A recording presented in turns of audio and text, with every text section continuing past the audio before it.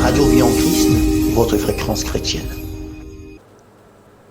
Bonsoir chers auditeurs, bienvenue à votre émission Que dit la parole. Nous sommes bel et bien le dimanche 22 janvier 2023 et par la grâce de Jésus-Christ, nous sommes encore là ce soir.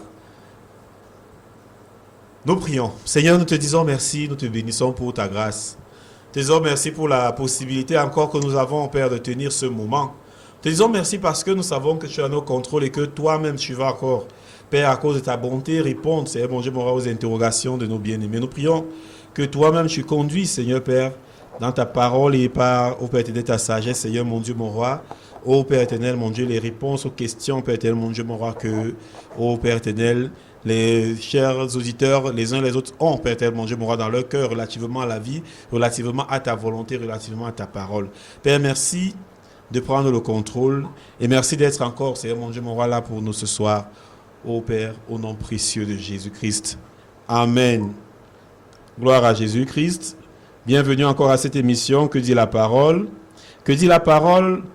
Voilà, c'est cette émission que vous connaissez déjà où nous pouvons répondre à vos questions relatives aux Saintes Écritures, vos questions relatives à la vie, vos questions relatives véritablement à tout domaine, véritablement que cela qui pourrait vous intéresser à la lumière des Saintes Écritures, à la lumière de la parole de Dieu, à la lumière de la Bible. Donc, vous connaissez déjà, voilà, le principe. Vous pourrez envoyer vos missions par appel, vous pourrez appeler ou envoyer vos questions par WhatsApp ou par SMS au numéro que nous allons vous communiquer tout à l'heure. Mais déjà, accueillons comme d'habitude notre bien-aimé Michel Mbé. Bonsoir Michel.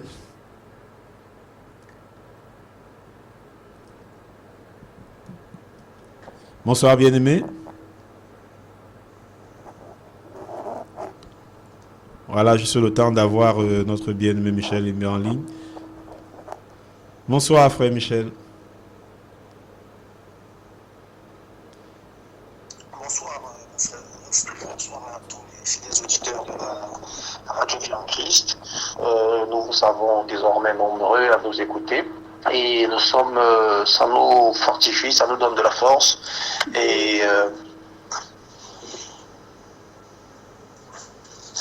ça nous donne de la force, ça nous donne de continuer à travailler, de continuer à persévérer dans cette œuvre. Nous croyons que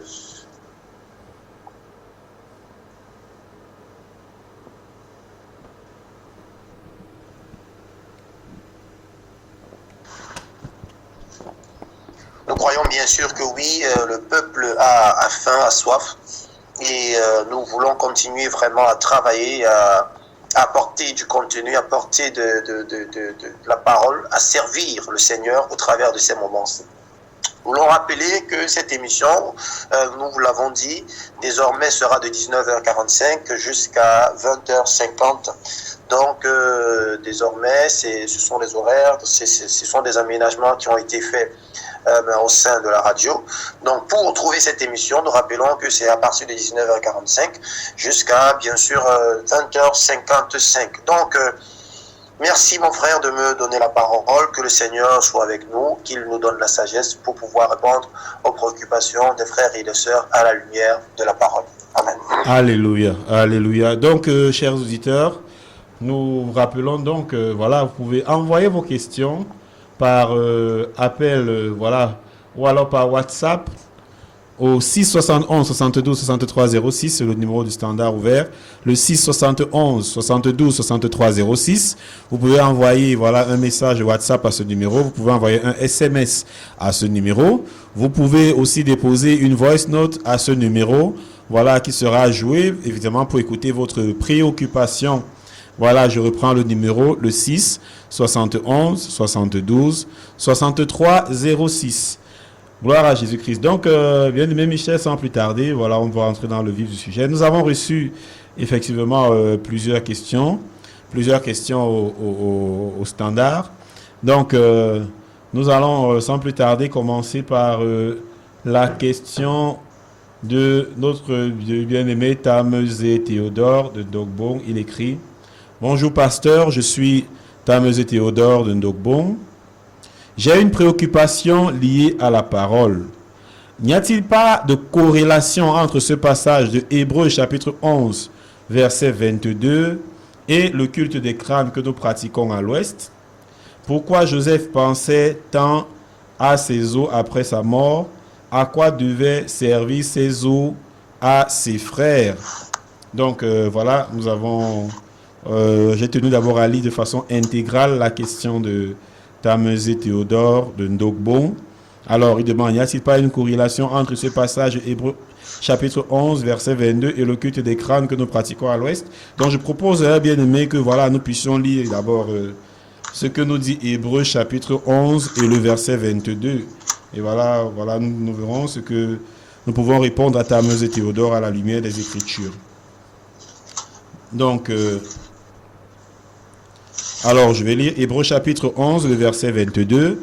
Il y est écrit: c'est par la foi que Joseph, mourant, fit mention de la sortie des fils d'Israël et qu'il donna des ordres au sujet de ses os. C'est par la foi que Joseph, mourant, fit mention de la sortie des fils d'Israël et qu'il donna des ordres au sujet de ses os. Donc voilà, Hébreux chapitre 11, verset 22. Donc, Michel, qu'est-ce que nous pouvons répondre? Donc, je reprends la question. Je suis Tamezé Théodore. J'ai une préoccupation liée à la parole. N'y a-t-il pas corrélation entre ce passage de Hébreux chapitre 11, verset 22 et le culte des crânes que nous pratiquons à l'Ouest? Pourquoi Joseph pensait tant à ses os après sa mort? À quoi devaient servir ses os? Donc, est-ce qu'il y a une corrélation déjà entre, voilà, du fait de la mention de ce passage-là, de cet épisode, des instructions laissées par Joseph avant sa mort, et ce qu'on appelle le culte des crânes, voilà, dans les traditions de l'Ouest Cameroun? Alors, je répondrai tout de go, c'est-à-dire très rapidement, je dirais il n'y a aucune corrélation. Et voilà, il n'y a aucune corrélation. Par contre, en fait, je vais dire, c'est parce que la parole dit, en fait. Toutefois, nous savons que le diable qui tord les Écritures, qui manipule les pensées des hommes, se sert souvent des Écritures et il les enseigne ou bien vient justifier la sorcellerie, vient justifier des inepties, vient justifier des choses qui n'ont rien à voir avec Dieu. Des choses qui n'ont rien à voir avec Dieu par la parole. Souvenez-vous que lorsque nous sommes dans Matthieu chapitre 4, il y a Jésus qui va, après le baptême, il sera amené dans le désert. Et le diable va utiliser la parole pour tenter le Seigneur Jésus-Christ. Il va utiliser la parole en lui disant beaucoup de choses, mais il se basera sur la parole, mais toutefois en tordant les Écritures, mais pour dire aussi des choses que ne disent pas la parole. Tout à fait. Il y a une chose que les chrétiens, il y a des choses que les chrétiens disent souvent. On dit souvent que lorsque tu prends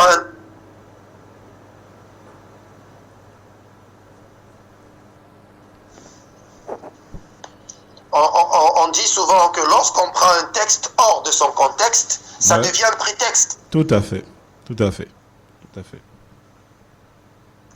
Est-ce que vous saisissez ce que je dis?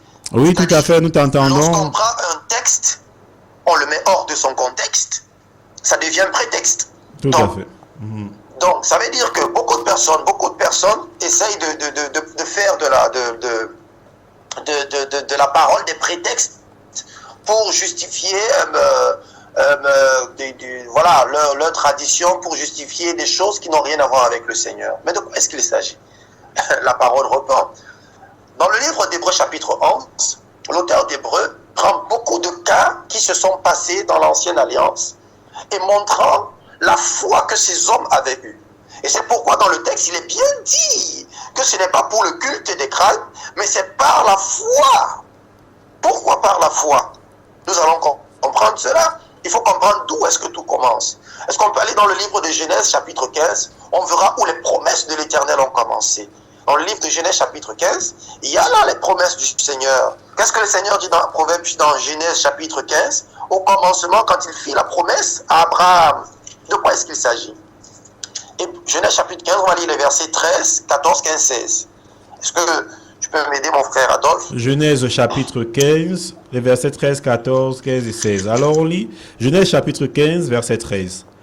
Et l'Éternel dit à Abraham, sache que tes descendants seront étrangers dans un pays qui ne sera point à eux, ils y seront asservis, et on les opprimera pendant 400 ans.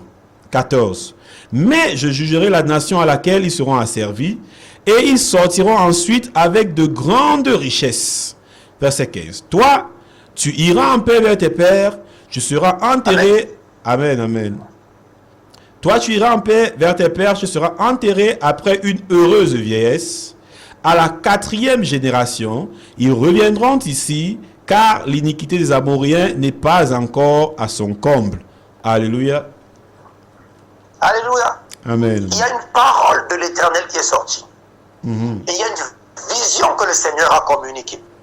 Et les pères de la foi, souvenez-vous qu'en Israël, on parlait du Dieu d'Abraham, d'Isaac et de Jacob. Amen. Le Dieu d'Israël. Oui. Donc, c'était des hommes de foi qui avaient reçu la vision du Seigneur. Ils savaient où le Seigneur allait. Et c'était des hommes de foi. C'est pourquoi on va parler, quand on parle dans l'hébreu, on parle aussi d'Abraham, d'Isaac, on parle de toutes ces personnes parce que c'était des hommes de foi. Oui. C'était des hommes qui avaient la vision de Dieu. Et puisque le Seigneur leur avait dit au père qui était Abraham, avant même que avant que Isaac ne soit, Isaac était dans le règne d'Abraham quand la promesse avait été dite. Et Isaac avait entendu, avait participé il devait participer à la promesse. Pourquoi? Parce que la promesse a été faite à son père Abraham, tandis qu'il était dans les reins d'Abraham. Et plus loin encore, Jacob dans les reins d'Isaac, et plus loin, Joseph dans les reins de Jacob. Souvenons-nous que Abraham n'a pas eu un seul enfant. Abraham a eu plusieurs enfants. Il a eu d'abord, là, il a eu Isaac, il a eu Ismaël, après il a eu 6 autres enfants avec Kétura. Tout à fait. La Bible nous le dit dans le livre de Genèse, chapitre, je crois, 25 ou 23-25, quelque part là-bas. Donc, en gros, Abraham a eu beaucoup d'enfants. Mais toutefois, parmi tous ces enfants, il y avait un qui était le porteur de la vision, de la promesse du Père.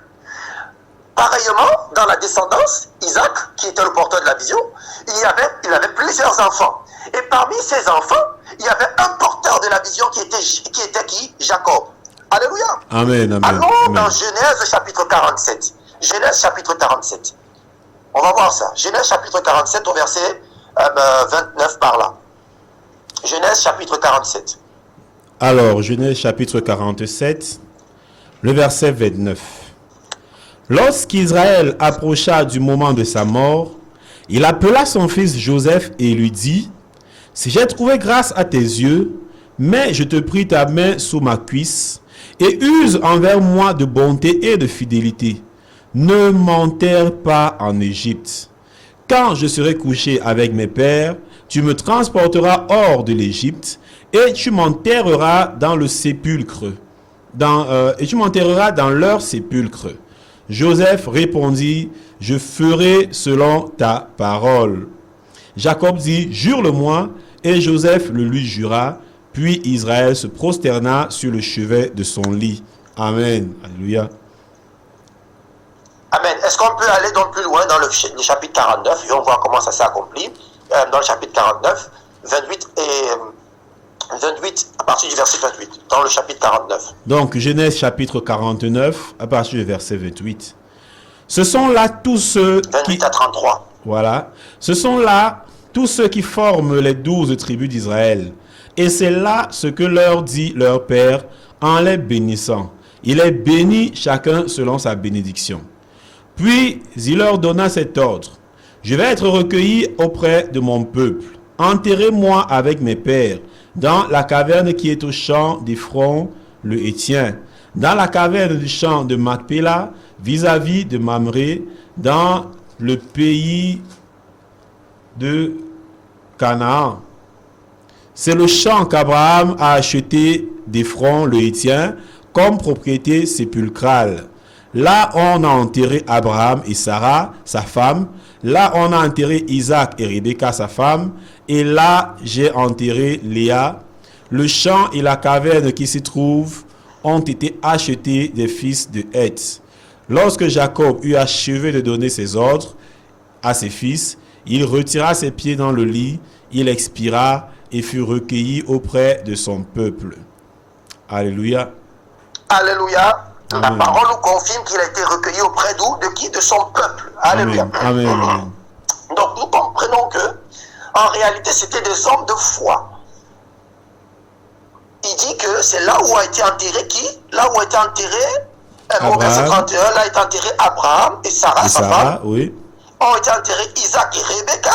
Alléluia. Sa femme. Amen. Et là j'ai enterré qui? Léa, Léa qui était la fille de Jacob. Alléluia. Amen. Qui est morte, qui est décédée plus tôt. Donc, nous nous rendons compte que ils connaissaient en fait où le Seigneur devait chuter. Ils savaient qu'il y avait une terre, il y avait un lieu où il devait retourner.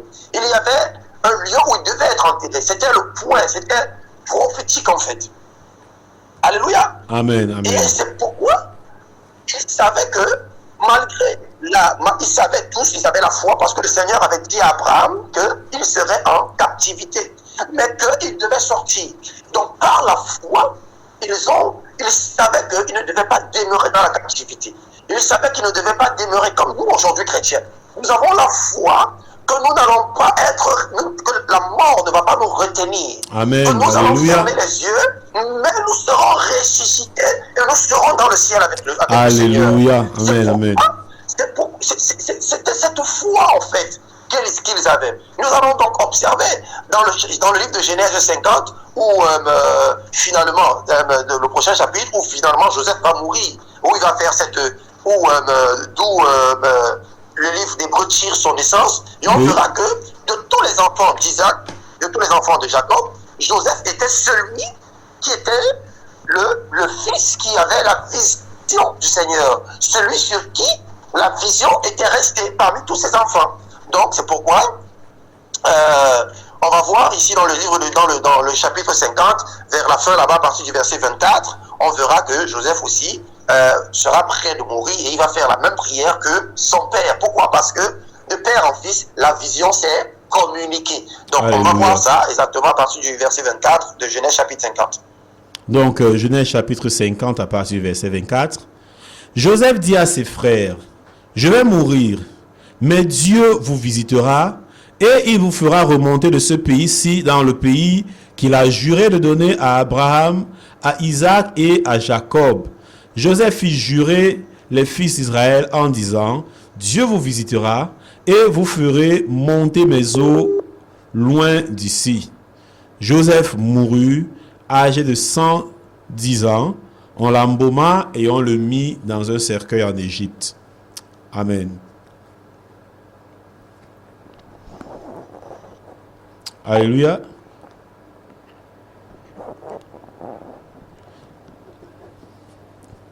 Bien-aimé Michel, donc voilà, nous avons perdu le bien-aimé Michel pour un instant, donc le temps de le retrouver justement. Nous rappelons, voilà, par rapport à cette question qui peut certainement être la préoccupation de plusieurs, nous rappelons que vous pouvez envoyer vos questions au 6 71 72 63 06. Vous pouvez envoyer vos questions au 6 71 72 63 06. Ou alors vous envoyez un voice note ou un SMS, voilà, ou une question par WhatsApp au numéro 6 71 72 63 06. Je reprends le 6 71 72 63 006. Voilà. Donc vous pouvez rebondir même relativement à tout ce que nous sommes déjà dit par rapport à cette question, voilà, de Joseph. Donc voilà, bien-aimé Michel, nous étions en train de dire, en fait, nous avons lu justement Genèse 50, voilà, du verset 24 jusqu'au verset 26. Bien-aimé Michel? Oui, allô? Donc, du coup, quand on lit la promesse aussi que Joseph va faire, il va demander, il va dire à ses frères: ne me laissez pas ici, il faut bien recueillir. Et ça va s'accomplir. Moïse accomplira cela dans Exode chapitre 13 à partir du verset 19. Souvenez-vous que le peuple d'Israël va sortir d'Égypte dans le chapitre 12 et la parole va nous dire plus loin dans le chapitre 13 que effectivement Moïse va prendre les eaux de qui? De Joseph. Joseph. Pourquoi? Parce que c'était l'homme de vision. Il dit parce que c'est lui qui avait fait jurer à ses frères C'est lui, Joseph. Ce n'était pas Ruben, ce n'était pas Dan, ce n'était pas Issachar. Pour dire que ce n'est pas une loi générale. Une autre chose qu'il faut retenir. Alléluia. Amen, amen. Une autre chose qu'il faut retenir, c'est que ici, ce ne sont pas les enfants d'Israël qui ont décidé d'aller vers les crânes ou bien vers les os de leurs aïeux. Non, c'est plutôt les aïeux en leur temps qui ont donné, qui ont fait jurer à leurs enfants de prendre ces os et de les déporter. Le mouvement, il est différent ici. C'est-à-dire qu'aujourd'hui, on se rend compte qu'à l'Ouest, les gens, ce sont eux qui ont décidé d'adorer les crânes. Aucun parent n'a dit que quand je meurs, prenez mon crâne pour l'adorer. Non. Ils ont été abattus par une maladie, par une situation, ils n'ont pas pu résister. Ce ne sont pas eux qui vont vous protéger. Donc, ici, la Bible dit que c'est par la foi. C'est parce que ces gens savaient que le Seigneur avait dit qu'il leur donnera une nouvelle terre. Ils seront pour un temps en captivité, mais ils sortiront. Et ça s'accomplit dans Exode, chapitre 12, où ils vont sortir 430 ans plus tard, ils vont sortir de l'Égypte, comme le Seigneur avait promis, et Joseph et Abraham, Moïse, dans le chapitre 13, va tenir, je vais rapidement dans Exode chapitre 13, je vais lire le verset 19, la Bible dit au verset 19, Moïse prit avec lui les os de Joseph, car Joseph avait fait jurer les fils d'Israël en disant, Dieu vous visitera et vous ferez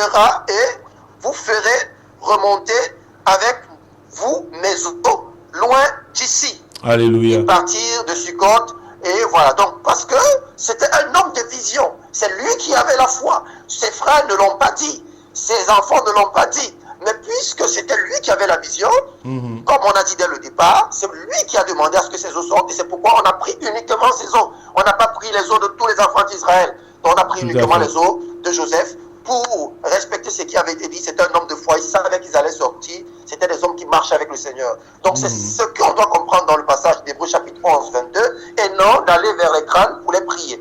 Donc je pense que mon frère Théodore comprend mieux de quoi il s'agit dans Hébreux. Ce n'est pas un prétexte pour aller adorer les crânes. Ça n'a rien à voir avec cela. Amen. Alléluia. Amen.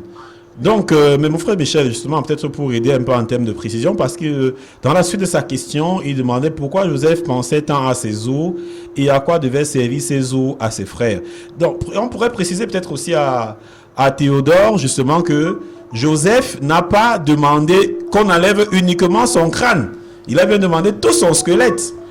Un peu exactement comme pour être enterré. Donc, nous avons un appel en direct, en ligne. Prenons d'abord l'auditeur en ligne. Auditeur en ligne, bonsoir. Bonsoir, bien-aimé. Bonsoir, bien-aimé. Comment on vous appelle? Denise. Pardon, je n'ai pas entendu, s'il vous plaît. Je m'appelle Denise. Berlise, bienvenue Berlise à Que dit la parole. Alors, on vous écoute. Vous avez une préoccupation relative aux Écritures. Quelle est votre question, s'il vous plaît? J'ai une préoccupation parce que Oh, nous avons une difficulté avec Berlise. Voilà, Berlise, tu peux revenir à tout moment. Hein, tu peux revenir. Tu peux revenir à tout moment. Voilà, et poser ta préoccupation. Il n'y a pas de souci. Donc, voilà, n'hésite pas à nous revenir et à poser ta préoccupation. Donc, voilà, bien aimé Michel, j'étais donc en train de demander cette précision parce qu'il demandait, voilà, à quoi devait servir... Pourquoi est-ce que Joseph insistait sur ses os? Et donc, pour préciser déjà que, premièrement, Joseph n'a pas dit de prendre uniquement son crâne. Il a bien demandé de prendre tout son squelette, et peut-être comme son père, parce qu'il souhaitait être enterré, être recueilli, voilà, avec sa famille, avec les siens, tout simplement. Mais non pas pour que ce soit un lieu de commémoration. Je ne sais pas trop, est-ce qu'on pourrait préciser de cette façon? C'est effectivement ça. Amen, amen. Ce rebondissement est très important à préciser. Il n'était pas question de recueillir uniquement le crâne, oui, mais de recueillir ses os. Et voilà, c'est pourquoi il n'y a aucune corrélation, il n'y a aucun rapport. Il ne parle pas ici de son crâne, mais de ses os. Donc, c'était les restes, parce qu'au départ, il aurait bien voulu que ses os demeurent sur la terre de ses ancêtres, comme des frères qui sont en Europe. On a certains de nos frères qui sont en Europe. On essaie de rapatrier le corps. Pourquoi? Pour les enterrer sur leur terre où ils sont nés, leur terre de... quelques difficultés à avoir notre bien-aimé Michel. Oui, bien, C'est la on a terre. été coupé un Je disais moment. tantôt que c'est la terre que le Seigneur leur a donnée et ils souhaiteraient, voilà, là. Donc c'est tout, mais pas une histoire d'adoration ou bien de vénération. Les squelettes, les morts, la Bible dit, il est réservé à l'homme. Hébreu dit, il est réservé à l'homme de mourir une seule fois, après quoi vient le jugement. Donc nous reprenons un auditeur en direct. Il était mort, c'est tout. Nous reprenons un auditeur en ligne, bonsoir. On nous exige la carte de membre. Est-ce que elle est biblique? Je voudrais savoir si elle est biblique. S'il te plaît, je peux reprendre la question, on n'a pas bien saisi. Dans mon assemblée, on nous oblige d'avoir la carte de membre. Oui, Je voudrais savoir si elle est biblique. d'accord. On vous exige d'avoir la carte de membre et tu voudrais savoir si c'est biblique. Donc voilà la question de notre bien-aimé. Tu peux raccrocher, bien-aimé, on va te répondre. Voilà, et tu pourras revenir. Il n'y a pas de souci. Donc, notre bien-aimé nous dit, frère Michel, que dans leur assemblée, on leur exige de prendre une carte de membre. Et elle voudrait savoir vraiment si, voilà, c'est biblique, cette affaire. Je dirais non, il n'y a aucune carte de membre dans les Écritures. Il n'y a aucune carte de membre dans les Écritures. Ce qui nous donne d'appartenir au Seigneur, ce n'est pas une carte. Ce qui nous fait appartenir à une église, ce n'est pas une carte. C'est l'Esprit de Dieu qui nous marque de son sceau. C'est la marque du Saint-Esprit dans nos vies qui fait de nous des enfants de Dieu. C'est le baptême du Saint-Esprit qui nous met dans le corps. Est-ce qu'on peut lire dans 1 Corinthiens chapitre 12 1 Corinthiens chapitre 12 à partir du verset 13. Qu'est-ce que la parole de Dieu nous dit? Alors, nous sommes dans 1 Corinthiens chapitre 12. 1 Corinthiens chapitre 12 à partir du verset 13. Le verset 13 uniquement. Le verset 13. À l'abord, on nous dit, nous avons tous, en effet, été baptisés dans un seul esprit pour former un seul corps, soit juif, soit grec, Alléluia. soit esclave, soit libre, et nous avons tous été abreuvés d'un seul esprit. Alléluia. Amen. Donc, Amen. la Bible dit que nous avons été baptisés dans un seul esprit pour former un corps. Et c'est le Seigneur, quand on va lire dans... est-ce qu'on peut encore aller? C'est important de préciser ça parce que notre sœur, si elle pose la question, elle doit être préoccupée. Donnons-lui encore des passages. Allons dans Actes des Apôtres. Actes des Apôtres, le chapitre 2, oui. Actes chapitre 2. Alors, on va lire le verset 46, 47, voilà. Actes chapitre 2, le verset 46 et 47. Ils étaient chaque jour tous ensemble assidus au temple. Ils rompaient le pain dans les maisons et prenaient leur nourriture avec joie et simplicité de cœur, louant Dieu et trouvant grâce auprès de tout le peuple. Et le Seigneur ajoutait chaque jour à l'église ceux qui étaient sauvés. Alléluia. Alléluia. La Amen, parole amen. dit, le Seigneur ajoutait chaque jour à l'église ceux qui étaient sauvés. C'est le Seigneur qui ajoute à l'église ceux qui sont sauvés. Amen. Ce n'est pas une carte de membre qui fait de toi un enfant de Dieu. Amen, La Bible dit alléluia. dans Jean chapitre 1 que à ceux qui l'ont reçu, à ceux qui ont cru en son nom, elle leur a donné le pouvoir de devenir enfants de Dieu, Amen. lesquels sont les nés de la volonté. Écoutez bien, on dit qu'ils sont nés. Ils ne sont pas dans l'église, parce que ce n'est pas la volonté d'un homme. Amen. Ce n'est pas la volonté du sang, de la chair. Non, c'est de la volonté de Dieu. Ce n'est pas de la Amen. volonté d'une carte de membre. Ah, Ce n'est pas une alléluia. carte de membre qui fait de toi un enfant de Dieu. Dans Jean chapitre 14 au verset 6, la Bible dit, Jésus lui dit, je suis le chemin, la vérité et la vie. Nul ne vient au Père que par moi. Donc le Seigneur, c'est lui qui attire. C'est lui seul qui est capable de baptiser. C'est pourquoi Jean le Baptiste a dit que moi je vous baptise d'eau, mais un qui est plus grand que moi, lui il vous baptise du Saint-Esprit et Amen, de feu. amen, alléluia. Donc le but du baptême, comme on a vu dans 1 Corinthiens chapitre 12 au verset 13, c'est de mettre les gens dans de planter, de mettre les gens dans le corps pour Amen. former un corps. Et Amen. Jésus est le seul capable de mettre quelqu'un dans un corps. Ce n'est Amen. pas une carte de membre qui te dira voilà, tu es chrétien ou bien tu es non. Tu ne peux pas et tu ne dois pas avoir une carte de membre. Membre de quoi? C'est une association du quartier ou bien c'est une réunion je ne sais pas, une réunion d'une tontine, je ne sais pas de quoi il s'agit. Ah, peut-être l'abbé faut avoir une carte, mais pour le Seigneur, cette carte de membre, je ne sais pas à quoi elle sert, ce n'est pas biblique. Que dit la parole par rapport aux cartes de membres? Rien, la parole ne dit rien au sujet des cartes de membres.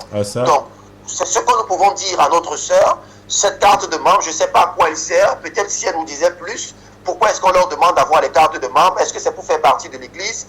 Alors, ce n'est pas pour faire partie de l'Église, il faut croire au Seigneur Jésus-Christ, il faut le recevoir dans sa vie, et il faut que le Seigneur te mette dans l'Église. C'est lui qui te met dans l'Église. Donc, je ne sais pas pourquoi cette carte de membre. Donc, voilà ce que je peux dire à ma sœur, afin qu'elle soit édifiée sur sa question. Peut-être il y a un autre but pour cette carte, je ne sais pas, mais ça n'a aucun fondement biblique, ça ne trouve aucun fondement.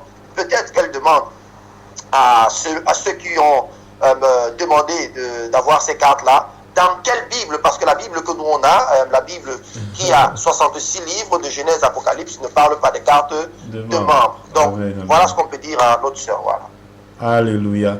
Donc, voilà. Merci, bien aimé. Vous pouvez revenir. Et puis, vous tous qui écoutez la radio, n'hésitez pas vraiment à envoyer vos questions au 671 72 63 06 ou appeler comme notre soeur vient de le faire aussi 71 72 63 06 pour avoir des éclaircissements relativement aux Saintes Écritures ou à une quelconque préoccupation. Donc, nous revenons juste derrière ce jingle.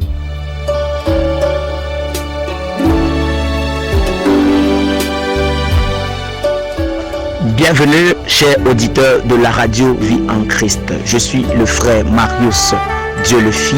Nous allons nous entretenir ensemble dans le cadre de notre émission à l'école du Seigneur. Une émission que nous tiendrons les samedis et les dimanches à partir de 17h jusqu'à 17h30. Nous allons au long de cette émission adopter l'attitude véritable d'un disciple du Seigneur, c'est-à-dire rester au pied du Maître afin de recevoir de lui l'enseignement, afin de recevoir de lui l'édification. Selon qu'il est écrit dans la parole, la foi vient de ce que l'on entend et ce que l'on entend vient de la parole de Christ. Ce seront des moments d'édification, ce seront des moments d'encouragement et d'exhortation. Nous allons entendre le Seigneur nous parler par sa parole afin que nos vies soient transformées et impactées. Nous prions le Seigneur que sa grâce nous accompagne et que sa main soit présente au milieu de nous et que le Seigneur fasse au-delà de ce que nous pouvons espérer. Paix et grâce sur nous au nom de Jésus. Shalom.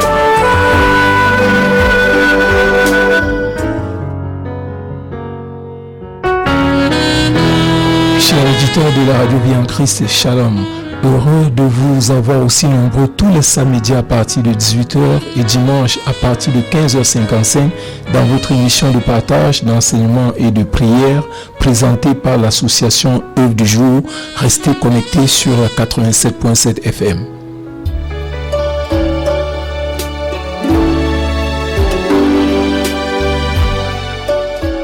Bienvenue, chers auditeurs de la radio Vie en Christ. Je suis le frère Marius Dieu le fit.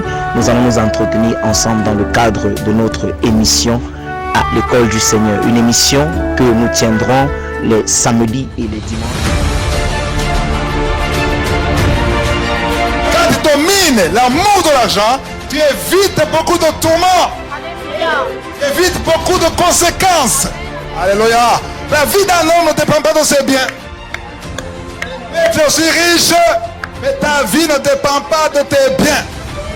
Et Jésus a dit, celui qui croit en moi vivra même quand il mourra. Donc quand tu es Jésus, tu ne mourras pas. Donc, bon retour dans cette émission. Voilà, que dit la parole. Que dit la parole? C'est votre émission qui répond justement à vos préoccupations relatives, n'est-ce pas, aux Saintes Écritures, à la lumière des Écritures. Donc, nous voulons signaler à notre bien-aimée Diane de Yassa que nous avons bel et bien reçu sa question. Elle dit bonsoir, dans Que dit la parole? Qu'est-ce que l'onction? Peut-on être, venir au monde avec l'onction? Je voudrais savoir si la sanctification du corps entre-t-elle dans l'appel. Donc voilà les deux questions. Diane, nous avons bien reçu tes questions et on verra si on pourra les traiter. Voilà, comme vous connaissez déjà le principe. Si on ne peut pas les faire aujourd'hui, on les fera la semaine prochaine. Donc, bien-aimé Michel, voilà, nous avons reçu aussi, n'est-ce pas, cette question, d'une bien-aimée. Pourquoi dit-on que Jésus est Dieu alors que à la croix, il a dit Père, pourquoi m'as-tu abandonné? Pourquoi dit-on que Jésus est Dieu alors qu'à la croix, il a dit Père, pourquoi m'as-tu abandonné? Aussi, quand la Bible dit que Jésus est assis à la droite de Dieu, comment on peut dire que Jésus c'est Dieu lui-même? Donc voilà une question assez centrale, bien-aimé Michel.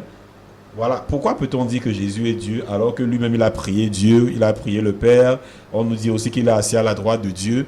Pourquoi est-ce qu'on peut dire, voilà, ou bien comment, voilà, un enfant de Dieu devrait comprendre que Jésus-Christ est effectivement le Dieu véritable? Bien-aimé Michel? Ok, donc c'est une question, oui, c'est une question, comme tu l'as si bien dit, qui est assez délicate.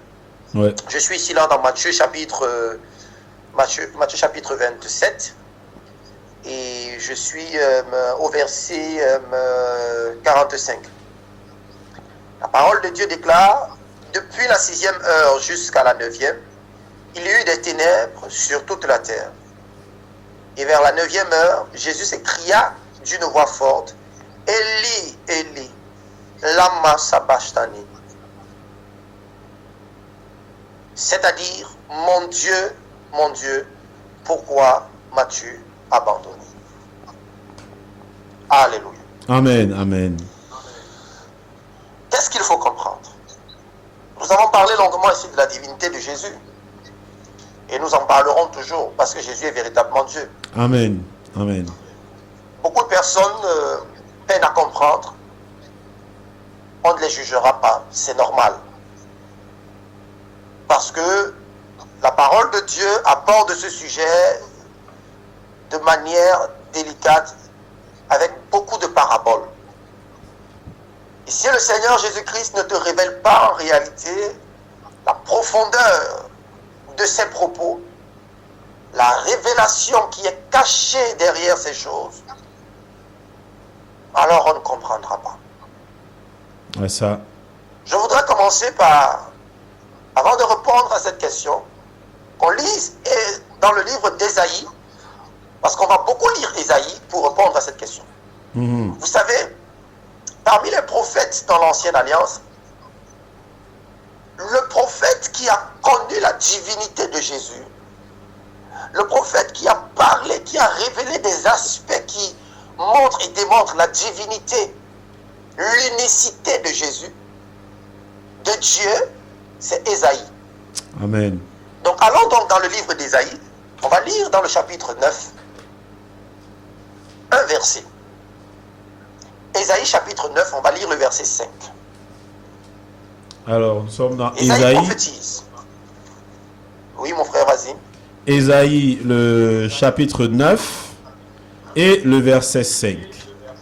Alors, il est écrit: car un enfant nous est né, un fils nous est donné, et la domination reposera sur son épaule. On l'appellera admirable, conseiller, Dieu puissant, Père éternel, Prince de la paix. Alléluia. Alléluia. Amen, amen. Nous parlons ici, Ésaïe prophétise, annonce la venue de Jésus. Un enfant nous est né. Qui est-ce qu'il sera?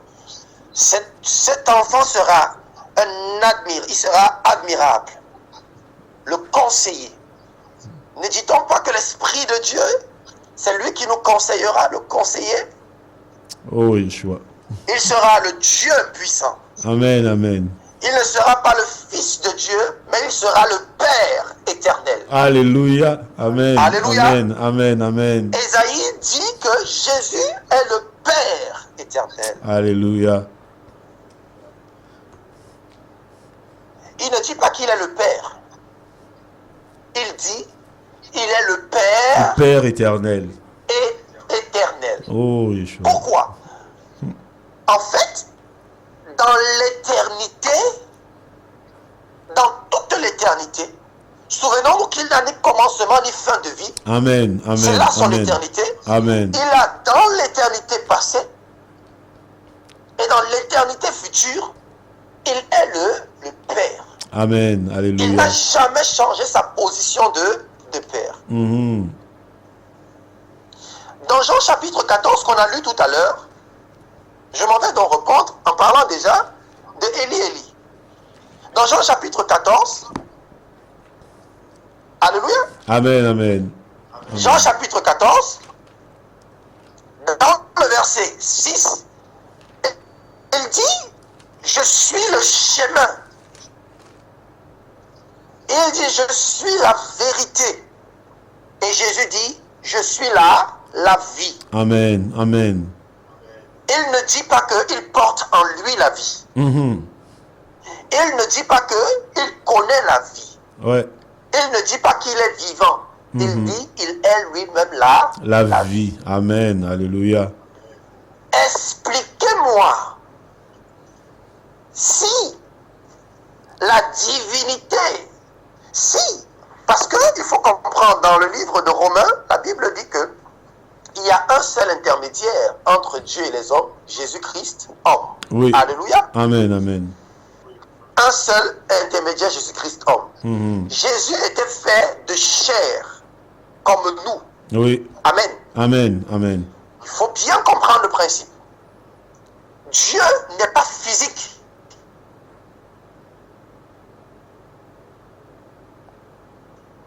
Dieu n'est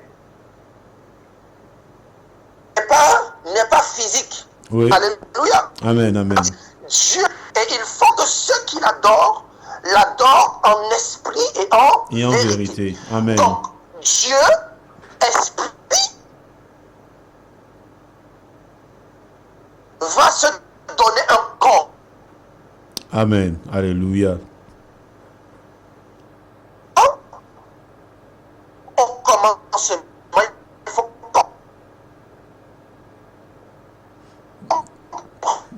Donc nous avons Nous t'avons perdu un petit moment, bien-aimé Michel. On va essayer de se repositionner correctement et te reprendre tout à l'heure. Donc nous t'avons perdu un certain moment. Nous essayons de reprendre le frère Michel voilà, dans de meilleures conditions. Parce que la question voilà, c'est une question centrale. C'est une question vraiment cruciale qui importe vraiment que la réponse soit correctement entendue. Voilà. De vous bien-aimés auditeurs. Donc, nous rappelons justement le temps de reprendre notre bien-aimé Michel, que vous pouvez envoyer vos questions. Voilà, aussi 71 72 63 06, aussi 71 72 63 06. Vous pouvez envoyer un voice note, voilà, ou un message WhatsApp, aussi 71 72 63 06. Vous pouvez aussi appeler en direct, hein. D'ailleurs, voilà, n'hésitez pas à ce même numéro. Donc, bien-aimé Michel, on a été coupé tout à l'heure, voilà. Tu nous parlais de Jean chapitre 14, le verset 6. Jésus-Christ nous affirme qu'il est le chemin, il est la vérité et il est la vie. Voilà. Alléluia. Amen, amen. Donc Jésus est le chemin, la vérité et la vie. Oui. Il nous dit toujours dans Jean chapitre 4 que Dieu est esprit. Oui. Et ceux qui l'adorent doivent l'adorer en esprit et en vérité. Tout à fait. Donc, Dieu donc n'est pas physique. Mais pour qu'on puisse le voir, il faut qu'il se donne un aspect physique, sinon on ne peut pas le voir de manière physique. Tout à fait. C'est pourquoi, au commencement, il crée Adam, il crée Ève, et ils ont une vie physique et normale, physique et humaine. Oui. En plus de ça, il leur communique quoi? Sa vie. Amen. Amen. Dieu leur donne sa vie. Oui. Et comme l'enfant du lion est un lionceau, il n'est pas le chat, il n'est pas la panthère, l'enfant de Dieu, parce qu'il a la vie de Dieu, est le fils de Dieu. Adam est le fils de Dieu.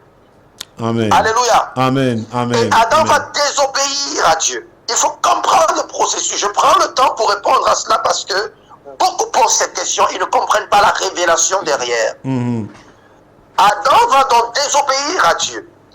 Et Dieu lui avait dit que si tu désobéis, si tu manges du fruit de la connaissance du bien et du mal, tu mourras. Amen. Or, nous savons que la mort, c'est l'absence de la vie. Alléluia. Donc, lorsque Adam va désobéir, Oui. Dieu va enlever sa vie d'Adam. Oui. Il va enlever sa vie d'Ève. Pourquoi? Parce que ces deux ont désobéi et ils ont mangé ce fruit. Oui. Donc, Adam et Ève ayant désobéi, ils ont perdu la vie de Dieu. Et quand ils ont enfanté Caïn, ils ont enfanté Abel. ils ne leur ont pas donné la vie divine. Ils leur ont plutôt communiqué la vie charnelle, humaine. Ce corps qui est périssable.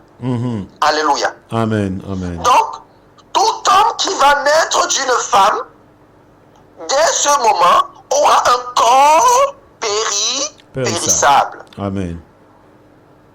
Je répète, tout homme qui naîtra d'une femme aura un corps périssable. Tout à Alléluia. fait. Amen. Amen. Donc, ils ont donc communiqué Romains chapitre 5 à partir du verset 12 au verset 14. Là-bas, la Bible dit que tous ceux qui sont donc nés par la suite ont reçu naturellement la mort, même s'ils n'ont pas péché comme eux. Naturellement, ils ont reçu la mort. Amen. Romains chapitre 5.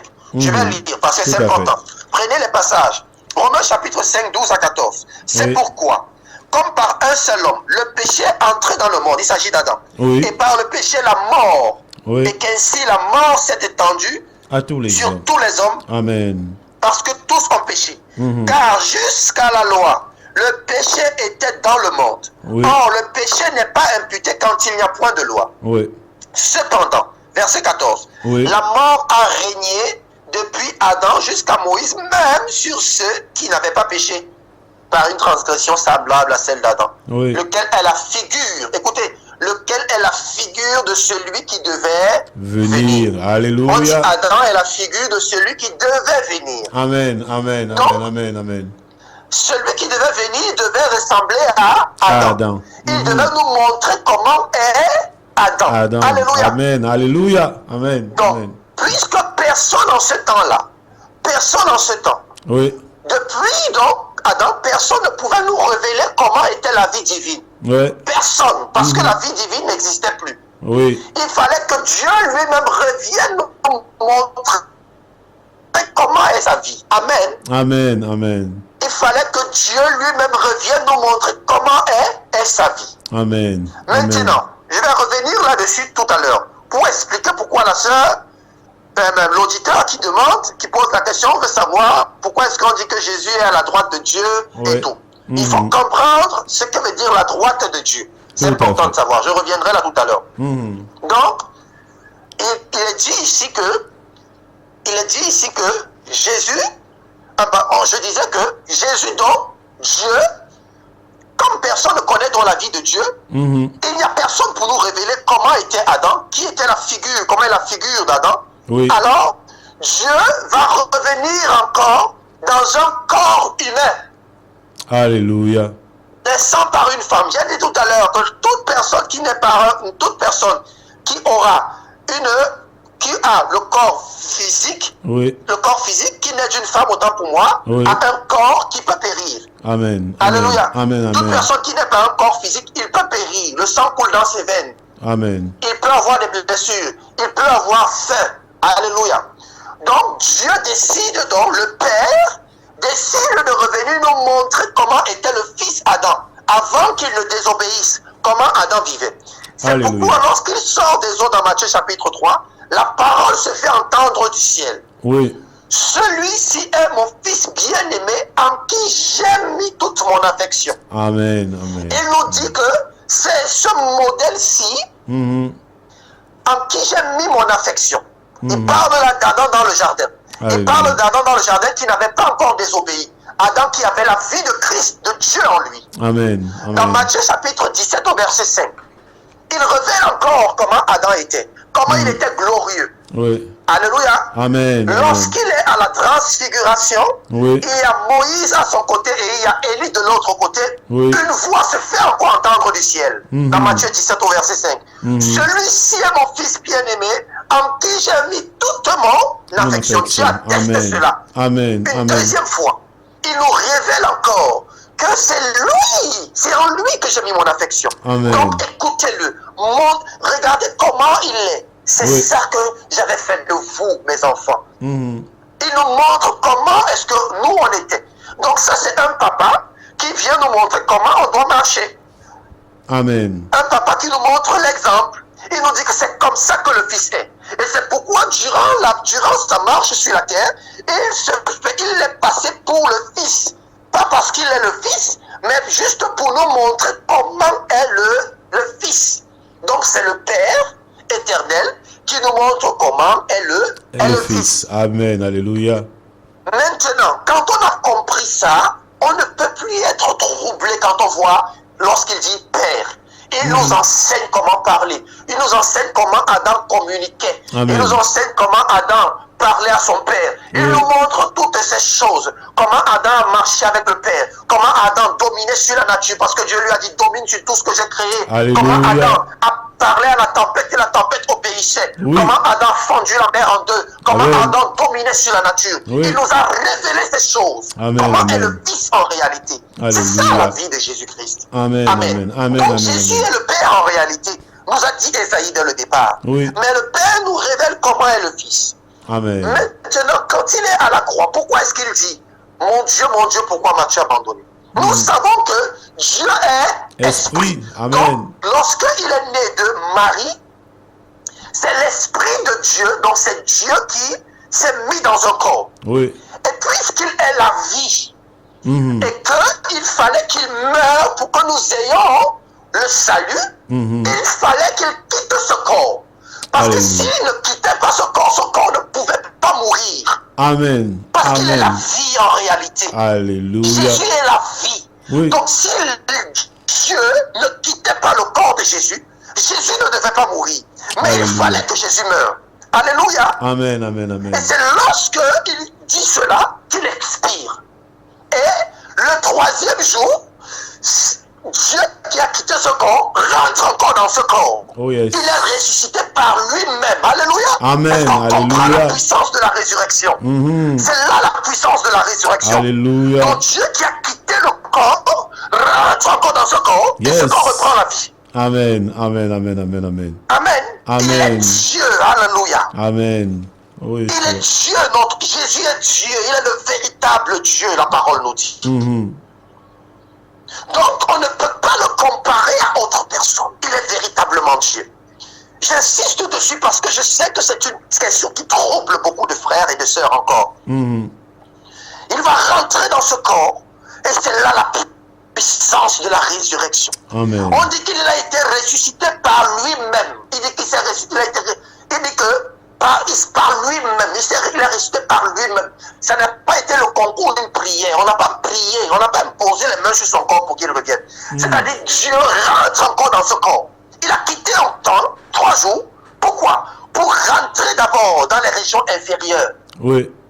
Pour annoncer l'évangile. Nous dit 1 Pierre chapitre 3 et 1 Pierre chapitre 4. Oui. Il est parti en esprit prêcher l'évangile là-bas. Oui. Puisque pour aller dans les régions inférieures, il ne pouvait pas aller de manière physique. Il fallait aussi qu'il aille là-bas de manière spirituelle. Il quitte le corps. 3 jours. Il va prêcher l'évangile. Et il revient des ténèbres. Il sort les captifs des ténèbres, de ceux qui étaient captifs dans les régions inférieures. On va lire cela. Allons-y dans 1 Pierre chapitre 3 et 1 Pierre chapitre 4. Il est important de comprendre le processus de la mort et de la résurrection de Jésus. Amen. Pourquoi est-ce qu'il a dit Père m'as-tu abandonné? Non, il n'a pas dit cela pour rien. C'est parce qu'il fallait qu'il quitte ce corps.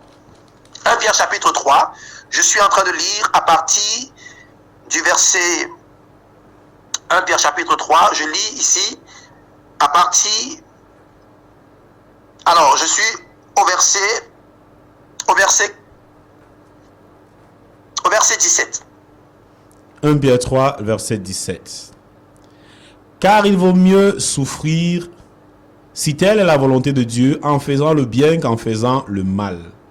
Christ aussi a souffert une fois pour les péchés, lui, juste pour les injustes, afin de nous amener à Dieu, ayant été mis à mort quant à la chair, mais ayant été rendu quant à la chair. Quant à la chair, Amen, alléluia. amen, amen. C'est juste la chair, alléluia. Parce qu'il fallait que l'esprit quitte cette chair, oui. Mais ayant été rendu vivant quant à l'esprit, dans lequel aussi il est allé prêcher aux esprits en prison, qui autrefois avaient été incrédules lorsque la patience de Dieu se prolongeait au jour de Noé, pendant la construction de l'arche dans laquelle un petit nombre de personnes, c'est-à-dire 8, furent sauvées à travers l'eau. Alléluia. Amen. Amen. Donc, quant à l'esprit, donc dans sa personne d'esprit, Dieu lui-même, il est descendu dans les régions inférieures pour sauver aussi ceux qui autrefois n'avaient pas entendu l'évangile. parce que Dieu est juste. L'évangile était annoncé à nous. Et aussi, il est allé annoncer là-bas. C'est ce que 1 Pierre chapitre 4, plus loin, va nous dire. Que l'évangile leur a été aussi annoncé. Parce que quand on dit sauver, comment? C'est toujours par l'évangile. Hein? C'est toujours par l'évangile. 1 Pierre chapitre 4, mon frère, tu peux lire ça vite, un verset là. 1 Pierre chapitre 4, le verset même 6. 1 Pierre chapitre 4, le verset 6.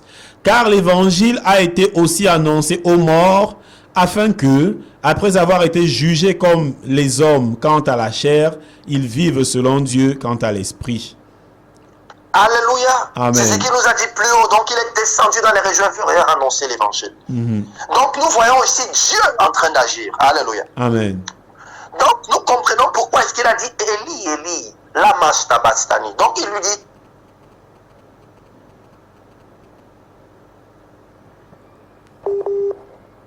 Donc voilà.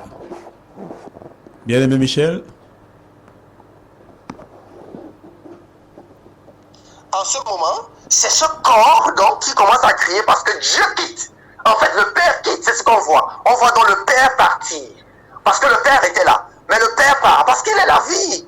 Mais s'il ne quitte pas ce corps, comment est-ce qu'il va mourir? Donc il part, il quitte ce corps et le corps meurt. Et c'est ce qui s'est passé avec Adam. Adam a désobéi, Dieu a enlevé sa vie. Alléluia. Amen. Et maintenant, il nous redonne cette vie par la foi en Jésus-Christ. Amen. C'est tout un enseignement, ces choses-là. Maintenant, elle parle de la seconde partie, c'est la droite de Dieu. Je parlais d'Ésaïe. Avant, dans le chapitre 41 d'Ésaïe, on va lire un passage. Le verset 10. Ésaïe 41, le verset 10. Il y a beaucoup de préfiguration dans les Écritures. Quand on dit Jésus assis à la droite, ce n'est pas Dieu, le Père, qui est là. Et après, il y a Jésus qui est assis de ce côté. Après, il y a. Non. Ésaïe Ce n'est pas ce chapitre qui se passe. 41. Le verset 10, qu'est-ce que ça nous dit? Le verset 10. Ne crains rien, car je suis avec toi. Ne promène pas des regards inquiets, car je suis ton Dieu. Je te fortifie, je viens à ton secours, je te soutiens par ma droite triomphante. Amen, amen. Je te soutiens par ma droite triomphante. Amen. Il dit, je viens à ton secours. Alléluia. Amen. Alléluia, amen. Je viens à ton secours. Amen. Et je te soutiens par ma droite triomphante. Alléluia. Amen. Donc, la droite de Dieu révèle la force du Seigneur. Alléluia. Et la droite de Dieu, quand Jésus est à la droite, il ne faut pas voir deux personnes. Il faut voir la force de Dieu. Et la force de Dieu, c'est quoi? C'est le Seigneur en action pour sauver les hommes. Amen. C'est le bras de Dieu. Alléluia. Nous sommes dans Ésaïe chapitre 53. On va lire encore. Ésaïe chapitre 53. Si nous sommes là, on va lire le premier verset. Qu'est-ce que ça dit? Ésaïe. Nous parlons ici là de la mort de Jésus, n'est-ce pas? On parle ici de la mort de Jésus et de tout ce qui s'est passé. Mais qu'est-ce que le commencement nous dit? Ésaïe chapitre 53. Qui a cru à ce qui nous était annoncé, qui a reconnu le bras de l'Éternel. Oh, alléluia. Alléluia. Amen. On parle du bras de l'Éternel ici. Amen, amen, amen. Alléluia. Le bras de l'Éternel. Et le bras de l'Éternel, c'est qui? C'est Jésus. Amen. C'est celui qui est venu. C'est l'action de Dieu pour sauver les hommes. Amen. Alléluia. Le bras de l'Éternel, c'est l'action de Dieu pour sauver les hommes. Oui. Donc, pour sauver les hommes, Dieu s'est humilié. Il s'est laissé frapper. C'est ce qu'on va décrire dans Ésaïe 53 plus tard. Amen. Il s'est laissé humilier, frapper. Et tout ce qu'on peut voir.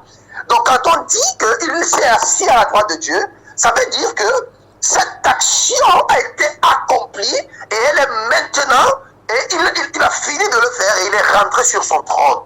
Alléluia. Il est rentré s'asseoir, alléluia. C'est ça la droite de l'Éternel. La droite de Dieu n'est pas, il ne faut pas voir la gauche, la droite. Dieu est omniprésent.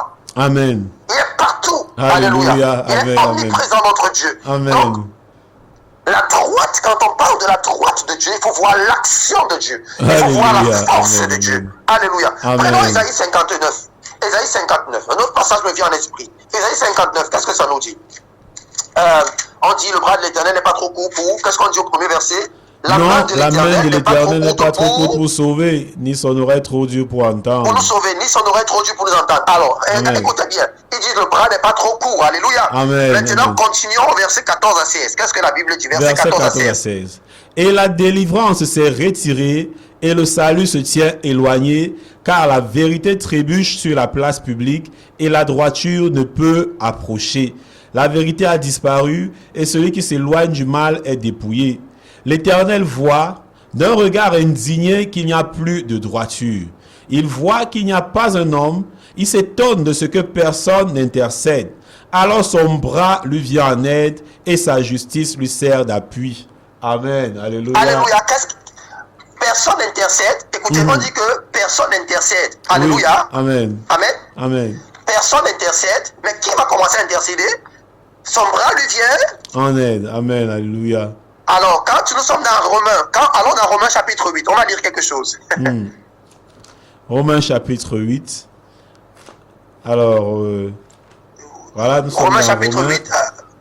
Romains chapitre 8. Oui. La Bible dit à partir du verset 26. Romains chapitre 8 à partir du verset 26. De même aussi l'Esprit nous aide dans notre faiblesse, car nous ne savons pas ce qu'il nous convient de demander dans nos prières, mais l'Esprit lui-même intercède par des soupirs inexprimables. Et celui qui sonde... Alléluia. Amen, amen. Continuons verset 34. Qu'est-ce que la Bible dit? Verset 34. Qui les condamnera? Christ est mort. Bien plus, il est ressuscité. Il est à la droite de Dieu et il intercède pour nous. Oh, alléluia. Alléluia. Amen, on a amen, compris amen, dans amen. Esaïe qu'il dit que c'est son bras qui lui vient en aide. Amen. Parce que personne n'est en train d'intercéder. Alléluia. Amen, amen. Son bras lui vient en aide, personne n'intercède. Et son bras, c'est son action. Et on dit que Christ est assis à la droite. Donc, en gros, qu'est-ce qui se passe? Il faut comprendre, quand on dit Christ est assis à la droite de Dieu, ce n'est pas Jésus qui est assis. Et là, il y a le Père ici, il y a un Fils qui est assis là, le Saint-Esprit peut-être à gauche, je ne sais pas comment est-ce qu'il voit ces images-là. Mais en réalité, c'est l'action de Dieu. C'est l'œuvre du Seigneur, c'est son bras, son action, c'est sa mort. C'est pourquoi lorsque nous prions, nous n'invoquons pas le sang de Jésus, mais nous disons à Dieu, Père, souviens-toi que le sang a coulé. Amen. Et ce sang est où? Ce sang est devant lui. Cette action est devant lui. Cette action est là présente à sa droite. Et lorsqu'il voit cette action-là, il dit, ah, j'ai payé le prix pour cela, je pardonne encore. J'ai payé le prix pour eux, je laisse tomber. Alléluia. Voilà comment nous devons comprendre Christ assis à la droite de Dieu. Ce n'est pas, il y a le Fils ici, il y a le Père ici, il y a le Saint-Esprit, je ne sais pas s'il est devant, derrière ou bien à gauche, je ne sais pas. Dieu Esprit, l'Esprit de Dieu, je ne sais pas si on va dire l'Esprit de l'Esprit. L'Esprit de Dieu, c'est Dieu. C'est Dieu lui-même. La droite de Dieu, c'est l'action, c'est le secours de Dieu. C'est ça. Quand on parle de la droite de Dieu, c'est le secours de Dieu. Et il s'est manifesté en Jésus-Christ. Donc le secours de Dieu s'est manifesté en la personne de Jésus pour sauver qui? L'humanité. C'est comme ça qu'on comprend ça. Alléluia. Amen. Donc il y a beaucoup de passages encore que je peux donner. Toujours dans Ésaïe chapitre 68, le verset 62, le verset 8, 63, le verset 5. Mais toujours dans Ésaïe, il y a beaucoup de passages où on parle de la droite de Dieu, du bras de l'Éternel. Ésaïe 51, le verset 9 même en parle. Donc il y a beaucoup de passages qui parlent du bras de l'Éternel qui vient au secours des hommes. Ésaïe 51, 9, Ésaïe 62, Ésaïe 63. Lisez ces passages, je parle aux auditeurs, lisez ces passages et vous serez édifiés. Vous pouvez les lire et vous comprendrez pourquoi est-ce qu'on parle de la droite de Dieu. Amen. Alléluia. Bien aimé, vraiment, comme tu parlais, ça me faisait encore penser à quelque chose par rapport à cette image que peut-être les uns et les autres se font de la gauche ou de la droite de Dieu. Mais bien aimé, où est-ce que va même d'abord se situer la gauche ou la droite de Dieu? Il est partout. Il est, comme tu l'as dit, il est omniprésent. Il est partout. Salomon va se crier, par exemple, lorsqu'il est en train de prier au moment de la dédicace du temple. Et voilà, il va dire... Au verset 18 de 2 Chroniques, là-bas, 2 Chroniques chapitre 6, le verset 18, il dit, « Mais quoi? Dieu habiterait-il véritablement avec l'homme sur la terre? Voici les cieux et les cieux des cieux ne peuvent te contenir. Combien moins cette maison que j'ai bâtie? Si donc les cieux des cieux peuvent contenir Dieu, sa droite est où? Il est partout. Sa droite est de quel côté? Sa gauche est de quel côté? En fait, Voilà, je crois que ce serait normalement compréhensible. Voilà. Donc, ce sont des images et nous arrivons forcément à la fin. Je voudrais dire, bien-aimés, attachons-nous au Seigneur. Il nous reste quelques secondes. Je voudrais rappeler à tous ceux qui nous écoutent, tenons ferme. Le Seigneur arrive bientôt. Amen. Gardons la foi. Gardons la foi. Ne nous laissons pas détourner par ces faux évangiles où on nous attire vers les choses de la terre. Colossiens chapitre 3. Voilà le passage que je vous laisse. Colossiens chapitre 3. Pour ceux qui nous écoutent ce soir, Colossiens chapitre 3, les versets 1, 2 et 3. La Bible déclare, si donc vous êtes ressuscités avec Christ, cherchez les choses d'en haut, où Christ est assis à la droite de Dieu. Affectionnez vos choses d'en haut et non à celles qui sont sur la terre. Verset 3, car vous êtes morts et votre vie est cachée avec Christ en Dieu. Mais qu'est-ce qu'on dit là en fait? On dit au verset premier que Christ est assis à la droite de Dieu. Après, on dit qu'avec Christ en Dieu. Bon, finalement, on ne sait plus s'il est en ou bien à la droite. Bref, je crois que, en gros, ceux qui pensent qu'il est à la droite là, je crois que la parole est claire. Donc, nous vous disons bonne soirée, que le Seigneur vous bénisse. Shalom. Shalom, shalom. À bientôt, chers auditeurs. À dimanche prochain. Shalom. Nous devons dire, quand nous parlons du retour, ça veut dire qu'on sous-entend qu'il y avait quelqu'un